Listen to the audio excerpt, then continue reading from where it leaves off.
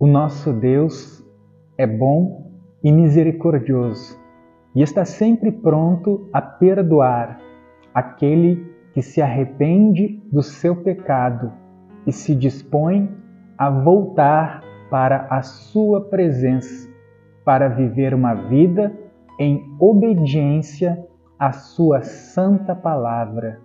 Quando uma pessoa está debaixo de tentação, o Espírito Santo a orienta, falando no seu espírito, na sua consciência, para que ela se afaste do local da tentação, das pessoas, dos gatilhos que a levarão à prática do pecado, que gera a morte e a separação eterna de Deus. Quando a pessoa acaba por cair na tentação, o Espírito Santo age na sua consciência, a convencendo do pecado. Então, a pessoa sente o peso da culpa. Ela sente tristeza pelo pecado, por ter transgredido a palavra de Deus. Porém, antes que a culpa a leve para longe de Deus, como aconteceu com Adão e Eva, que se esconderam do Senhor no jardim por sentirem-se culpados, o Espírito Santo dá graça para que a pessoa sinta o arrependimento e o perdão. O peso da culpa é removido. A pessoa sente o perdão de Deus, sente a aceitação do Senhor, o amor do Senhor sobre a sua vida e levanta e segue lutando para viver em santidade. Porém, quando uma pessoa por várias vezes insiste em não ouvir a exortação do Senhor, a orientação de Deus, que quer afastá-la do caminho do pecado, e deliberadamente ela transgride a palavra, ela pratica o pecado de forma contínua e desenfreada, ela vai tendo a sua consciência, a sua mente cauterizada. Como que é uma mente e uma consciência cauterizada? Para que você entenda. Imagine pegar um ferro quente e encostar na pele e na carne. Fica uma cicatriz. A pele e a carne daquele local morrem, tornando-se insensíveis. Você toca e não sente. Fica insensível. A mente de uma pessoa que transgride a palavra de Deus, que rejeita a exortação do Espírito Santo, da graça, por muitas e muitas e muitas vezes se torna insensível, uma mente cauterizada. Antes, o pecado gerava tristeza, peso.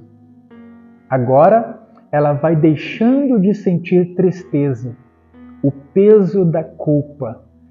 O coração já não se quebranta, ela já não se humilha em busca da redenção, do perdão do Senhor.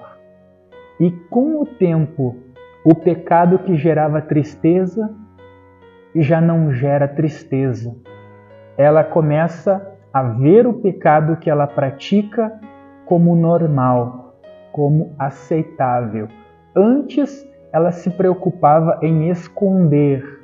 Agora, ela não se importa que ele seja revelado, porque ela já não sente a culpa. E, com o tempo, ela vai se gloriar do pecado. ela se tornou insensível, ela já não ouve o Espírito Santo, que quer levá-la ao arrependimento, à presença de Cristo Jesus, o Salvador.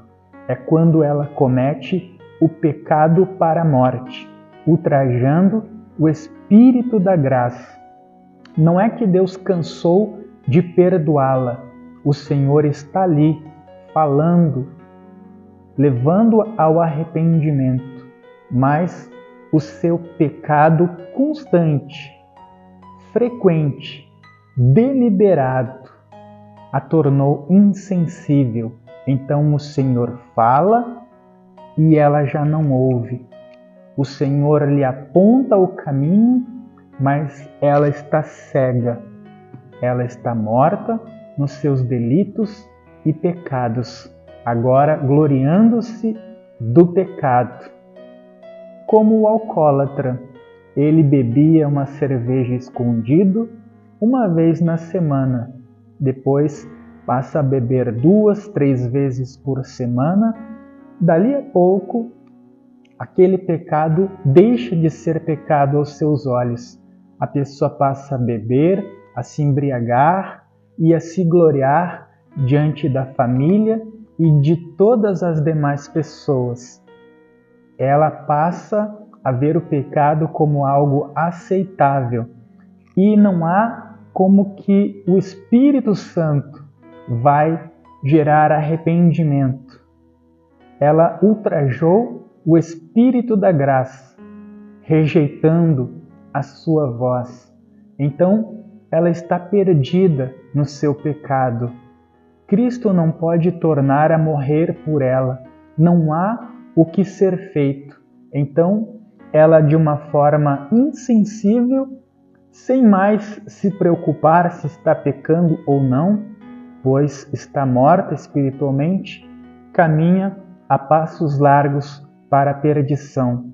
E, infelizmente, muitas pessoas hoje estão dentro das igrejas, com as mentes cauterizadas. Elas participam da Santa Ceia, elas sobem no altar, algumas até ministram, mas praticam pecados que outrora gerava tristeza e arrependimento, mas por elas insistirem no erro, elas deixaram de sentir a tristeza, o arrependimento. E agora, para elas é comum estar na igreja, estar até mesmo no altar, na pornografia, na masturbação, no adultério, na fornicação, nas palavras torpes e imorais, nos vícios ocultos, na malignidade. Então, nós precisamos vigiar. Quando o Espírito Santo falar conosco, nós devemos nos afastar do caminho do mal. O Senhor, Ele sempre vai nos mostrar. Ali à frente há um buraco. Cuidado para não cair. Saia do caminho da morte. Então nós devemos ouvir o Senhor e seguir a sua orientação, porque o caminho no qual Ele irá nos fazer seguir são caminhos da vida eterna, que vão nos guiar a Cristo Jesus, o nosso Senhor e Salvador. Deus abençoe a tua vida, nos ajude a levar essa mensagem para mais pessoas, curtindo o vídeo, deixando o seu like, o seu comentário abaixo, se inscrevendo no nosso canal e compartilhando para que possamos alcançar vidas para o reino do nosso Deus. Eu deixo um grande abraço. Até o próximo vídeo, se assim o Senhor nos permitir.